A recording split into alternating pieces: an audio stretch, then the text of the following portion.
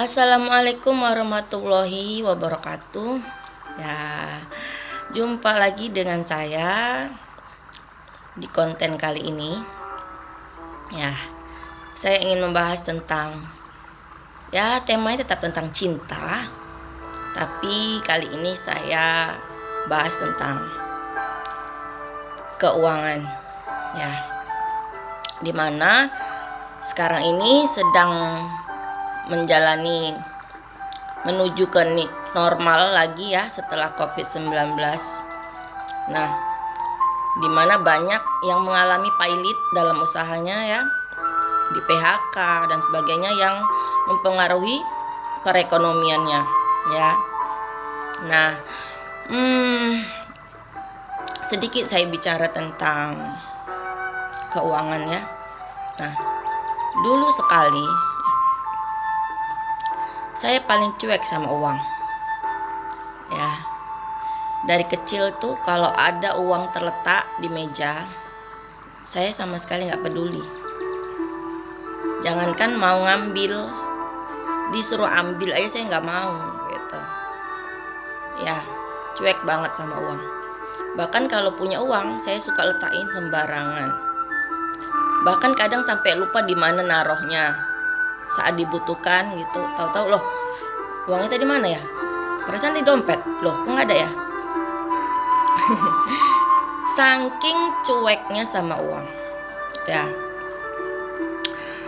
Berjalan waktu, saya semakin dewasa, semakin udah kuliah, ya, sampai dengan bekerja, masih juga cuek sama uang. Bagi saya, uang saya yang ada di dompet saya, yang ada di kantong saya, uang saya itu yang ada di rekening saya. Berapa saya dapat saya tabung situ, itu uang saya. Selebihnya dari situ saya tidak peduli. Mau itu berserak di depan saya, mau dibawa satu koper ke rumah saya, selama itu bukan uang saya nggak akan tertarik sama sekali untuk menggunakannya, pemirsa. Nah, sampai pada suatu saat ya, saat saya sudah lulus bekerja sebagai PNS ya. Saat itu baru-baru ya, baru lulus dan gajinya sangat-sangat minus. Karena apa? Masih 80% pemirsa ya. Golongan 2C, lajang 80%.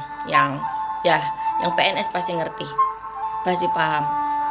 Nah, dengan gaji sekecil itu saya harus membiayai kuliah, harus menjaga perut saya tetap terisi ya.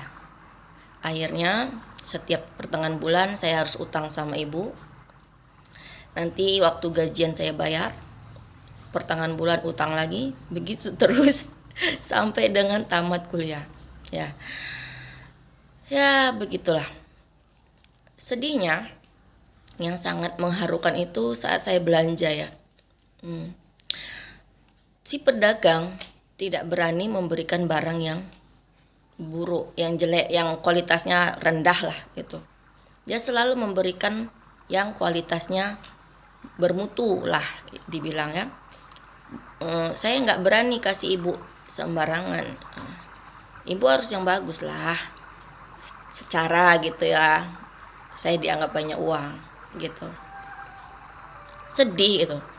Akhirnya apa? Pengen jajanan di pinggir jalan yang murah-murah itu jadinya malu gitu, gengsi. Kenapa? Sudah ada dogma dari masyarakat.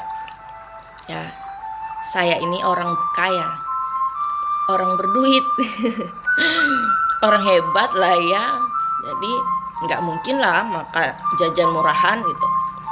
Padahal ya Allah, saya itu masih suka jajan di jalan pemirsa. Masih suka kerupuk, masih suka es krim, es lollipop, es lilin, es campur, pokoknya ini jajanan di jalan itu saya masih doyan pemirsa ya.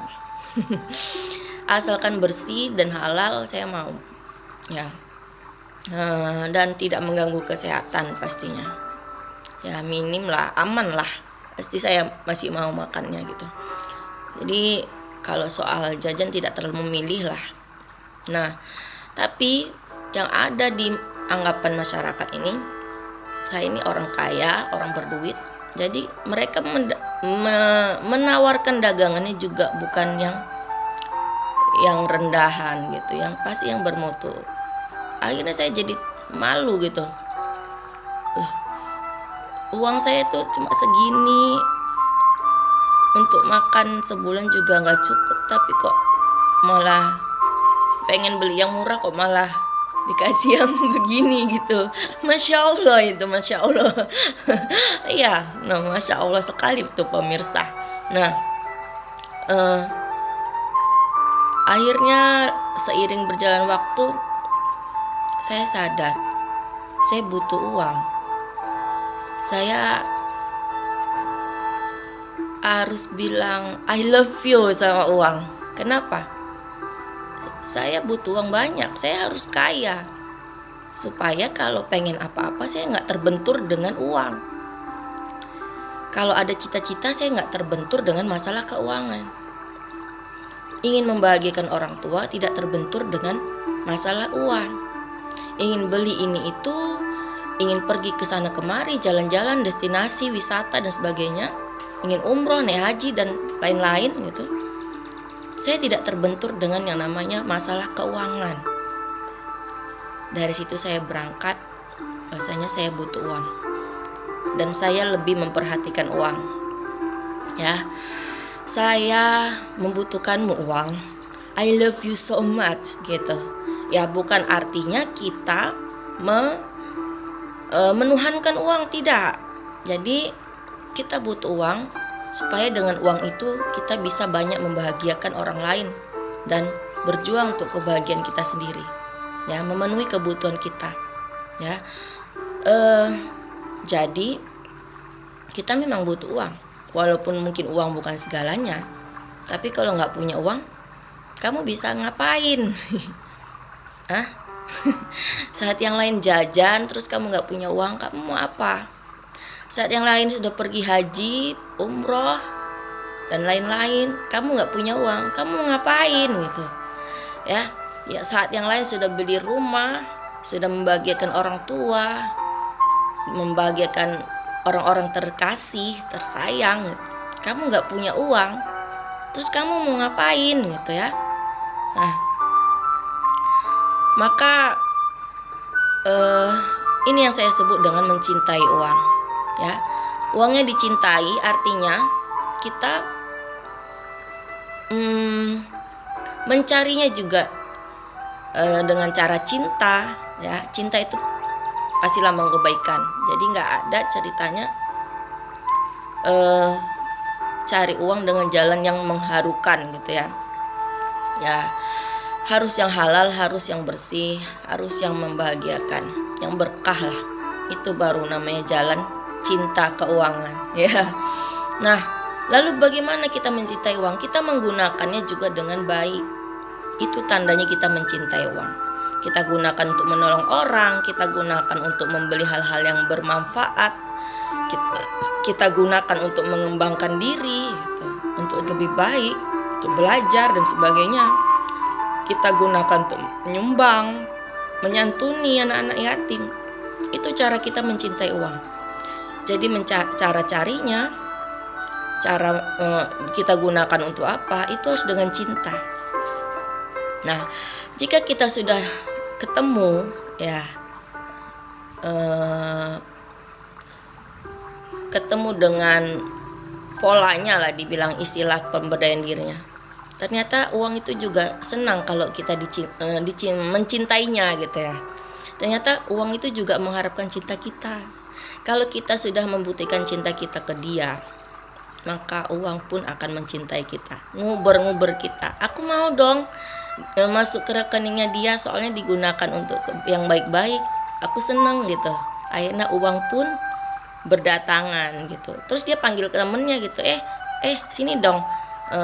Di sini asik loh, kalau kita tinggal di sini sama si Maulida ini gitu, kalau kita ada di dompet si Maulida ini, kita akan digunakan untuk sedekah, kita akan digunakan untuk membeli barang-barang yang bermanfaat. Kita nggak disia-siain. Maulida cinta sama kita, kita harus mencintai juga. Akhirnya apa, si uang-uang tadi pun mengkabar-kabar ke teman-temannya, dan akhirnya rame-rame lah masuk ke rekening si Maulida. Begitu pemirsa ya. Nah, ini perlu belajar. Ini nggak gampang. Saya juga belajarnya nggak sebentar untuk menyadari ini. Dan Anda, kamu semuanya, sahabat-sahabatku, saudaraku, sudah menonton video ini. Jadi saya harap kalian bisa tersadar lebih cepat daripada saya dan bisa memulainya sejak sekarang. Ya. Semoga bermanfaat. Assalamualaikum warahmatullahi wabarakatuh. Sampai jumpa di konten berikutnya. Salam cinta.